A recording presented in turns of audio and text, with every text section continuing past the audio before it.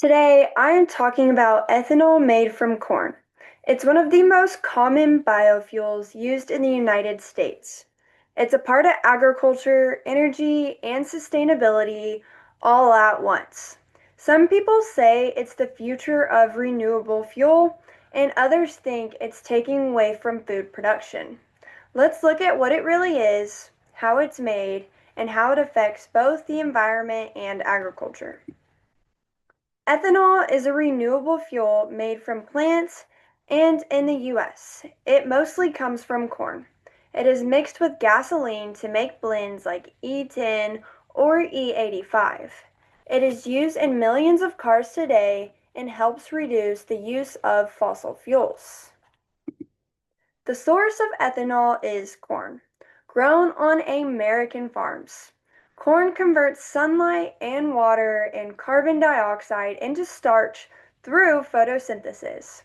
That is stored energy in what becomes fuel. After harvest, the grain is sent to ethanol plants for processing. At the factory, corn kernels are ground up and mixed with water. Enzymes break the starch into sugar. Then yeast is added and sugar turns into ethanol and carbon dioxide through fermentation. After distillation, the ethanol is purified and blended with gasoline. Corn ethanol isn't experimental. It is already being used today. The US is the number one producer in the world. About 90% of gasoline in America contains at least 10% of ethanol, and some cars can use the E85 fuel. It's supported by the Renewable Fuel Standard program. Ethanol burns cleaner than gasoline and reduces greenhouse gas emissions. Since corn absorbs CO2 while growing, that helps offset some emissions. But there are downsides. There are fertilizer runoff, irrigation, and soil disturbance, and that can impact the environment overall. Ethanol can lower emissions by 20 to 40% compared to gasoline when managed effectively. Ethanol gives farmers another market for their corn, creating jobs and supporting local economies. It also helps the U.S. relies less on imported oil. However, when corn demand rises for fuel, it can increase feed and food costs, which affects livestock producers and consumers.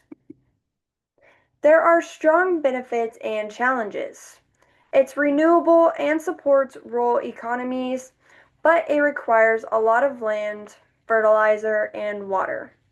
It's a balance between economic growth and environmental care. The government promotes ethanol with fuel standards and pump labels like E10 or E85. It often is marketed as clean fuel, but not everyone understands how it's made or its impact on food and land.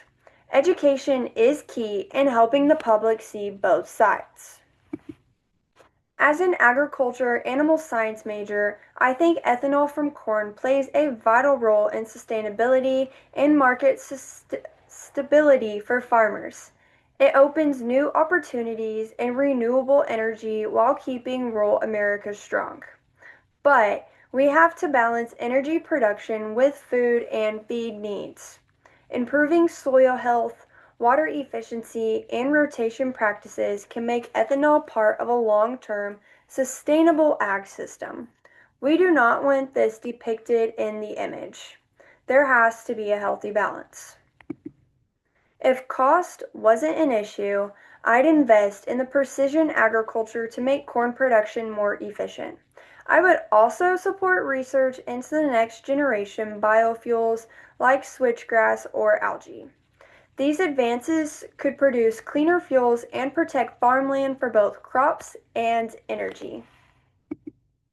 These are the sources I used for my presentation today and all the information. They include data and research from the Department of Energy and the EPA, as well as reports from Renewable Fuel Association and National Geographic. Thank you.